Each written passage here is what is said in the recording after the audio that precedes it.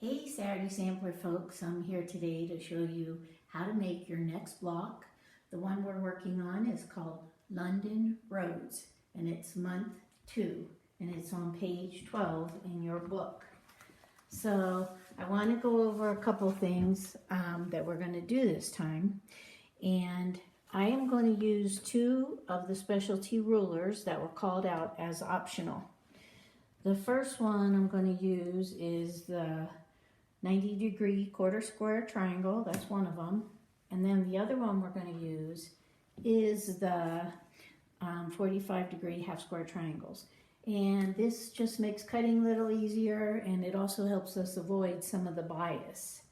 So I want to point out on your sheets, take a look at your sheets of whatever color you're doing. These are the ones I'm doing the demo with out here on the outside.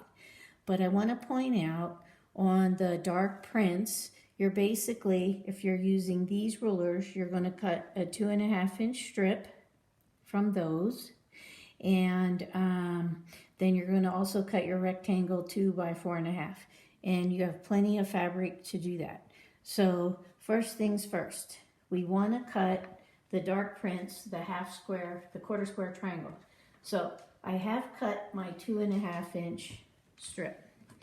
So I'm going to take my quarter square triangle, I'm going to lay that on my 2.5-inch strip, and take a look here. This is marked at 2.5 inch, and then I'm going to use the rotary cutter, boink, boink, and I automatically have a quarter square triangle, and I'm not using the bias.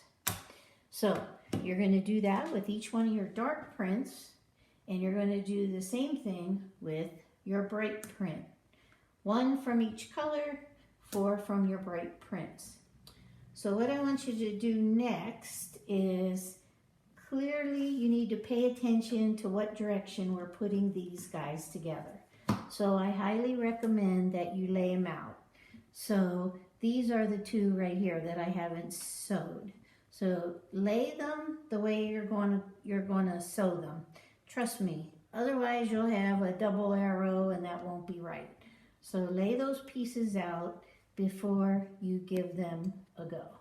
So you're going to take those 2, so one of those, you're going to fold them in half, and this is where you have to pay attention. Make sure you know what side you're going to sew on, or before you know it, you'll be going the wrong direction. So I'm going to come over here on my lovely Epic 2, which automatically puts the presser foot down, which becomes impossible to live without. And I get to the edge there. I'm going a little crazy, but that's what happens when the camera's on me. And take that guy. I'm going to open him up and make sure that I sewed him the right way, even after I picked him up. Pay attention, because you could still sew the wrong way. All right, so now, so we got those. Lay them all out, pick them up, and sew them one at a time. Then we need our half square triangle. So to do that, on our background, got a little note here. You're going to cut 1 4.5-inch square, okay? And that's going to end up being the center. And then I want you to cut 4 half square triangles, and you're going to do that using this ruler, the 45-degree half square triangle ruler. And what I'm going to do is, it's a little wacky down there. Let me straighten that up. Okay, so I'm going to just take that ruler, put it along the edge, and again, even it up. Then I'm going to go ahead and cut there. And my edge is uneven, so I'm going to square that up as well. Don't cut that direction. I'm being a bad example. Okay, so then this guy, I'm pressing him on my wool press mat, which is really nice because it helps keep the seams where they're supposed to be. Give that a little press. Lay him back down. Make sure he's still facing the correct direction. And then roll that half square triangle right on top, and you're going to give that a sew. Okay, and I'm not going to show you that because you got it. Then the other thing you're going to do is you're going to take each one of these arrows, you're going to have made a bar, and you're going to basically make what we know as a rail fence by sewing those three together. So then just keep an eye on your picture.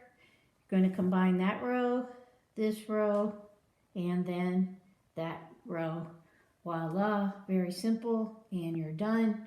Remember to use your 2 specialty rulers if you have them, and then check your book because you are going to add 1 border strip onto the bottom of this block.